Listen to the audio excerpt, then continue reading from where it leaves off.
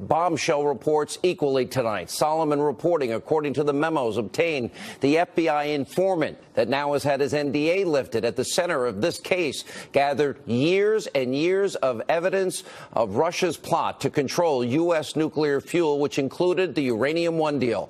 And Sarah Carter reporting that she has received a treasure trove of documents that, in fact, prove tonight the FBI informant has knowledge of Russia's involvement in Uranium One. Also joining us now is the attorney for the FBI informant, Victoria Tunsing, along with John and Sarah. Sarah, let's start with your report. A treasure trove. That is huge.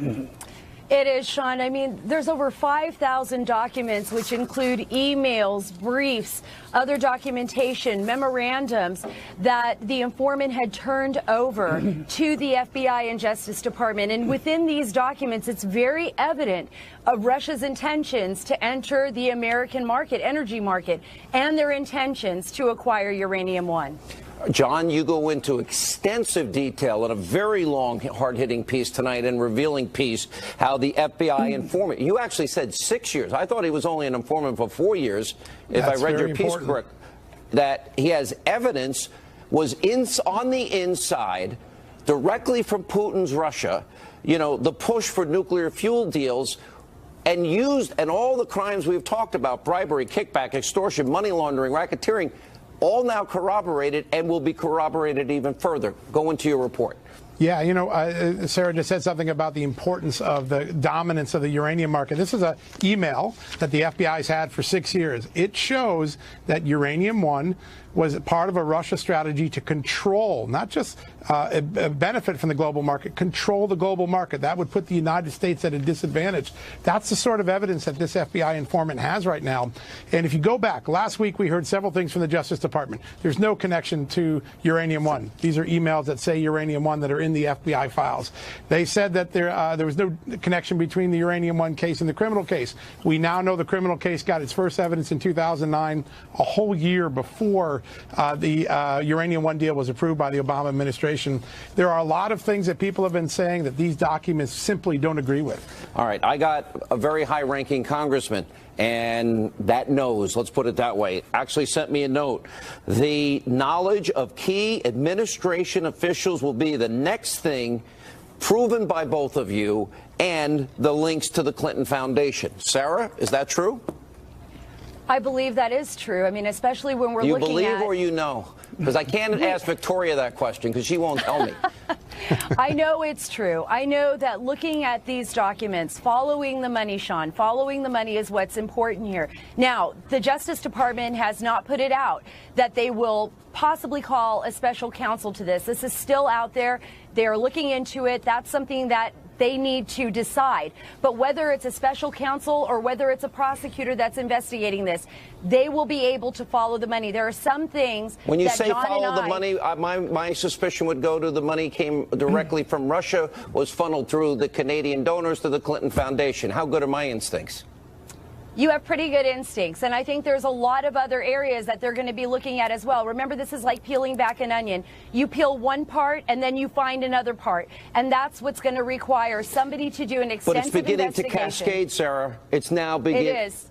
It is. And John, I want you to respond to the same thing, that the Clinton Foundation, that this will be traced back to high-ranking Obama administration officials and the Clinton Foundation, and if you add the money portion Sarah mentioned? I do. I think the place we're going to be talking about in the next couple of weeks is called the Clinton Global Initiative, sort of a side project of the Clinton Foundation. There are new flows of money there that we're going to be able to report on in the next couple of weeks. And also, there were some personal business projects of very senior Clinton people that got a remarkable infusion of cash from Russia. And we're going to be able to talk about that in the next couple of weeks. It's going to put another layer of interest to this story. All right, we have a lot of time in this segment, so I want to go very slowly here. Both of you, before I get to Victoria, Sarah and John, you both in your pieces today said 5,000 documents. I hear the number of the FBI informant is much, much greater, tens of thousands. True or false? Yeah, that seems to be accurate. We have a subset of the documents, and they're very voluminous.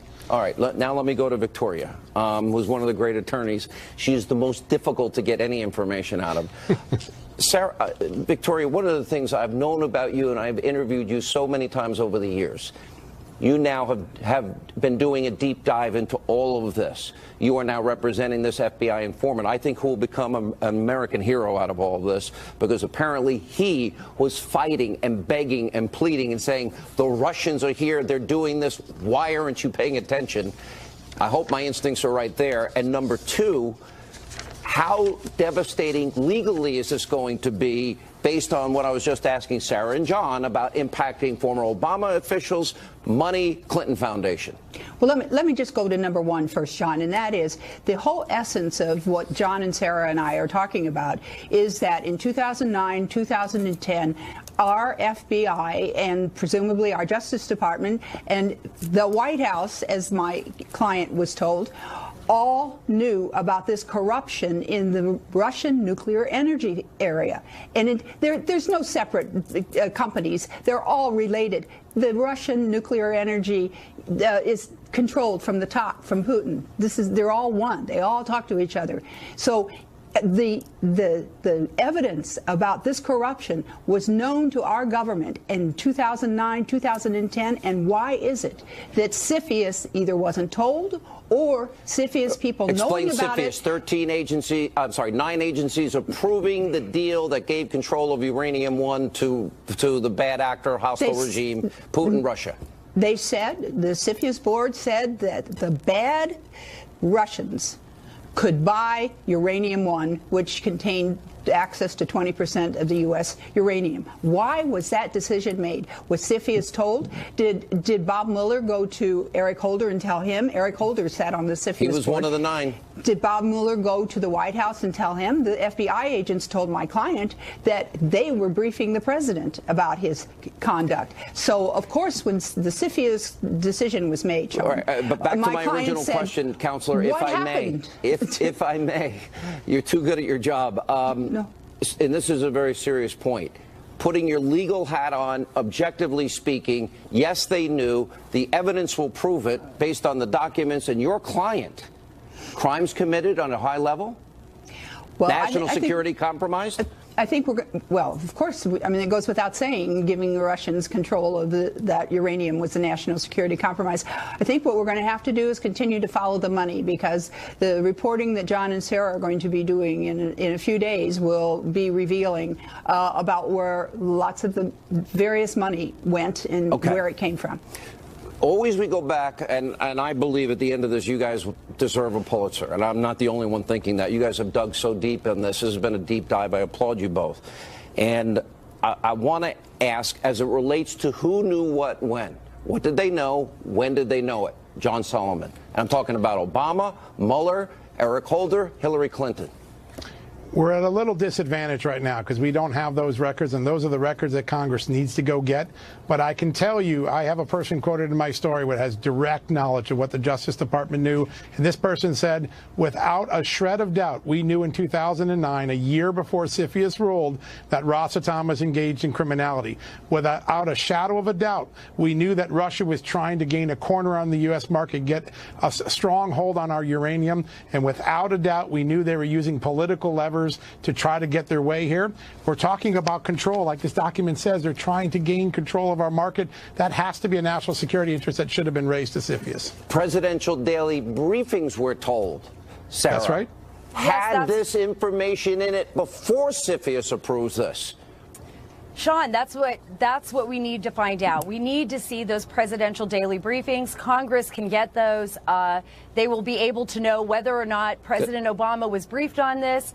And according to a number of people that I've spoken with as well, he was. So I think that will reveal a whole other layer of who knew what, where, and when.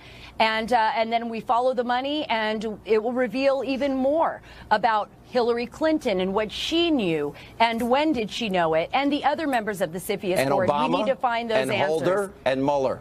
John, That's right. Real quick, we're running out of time. Yeah, listen, I think even Sessions and Rosenstein have questions to answer. There's people in Congress who don't think they've gotten a straight answer from them. All right, Victoria, we get the last word from you. Laws broken? Well, of course. You are so good at your job.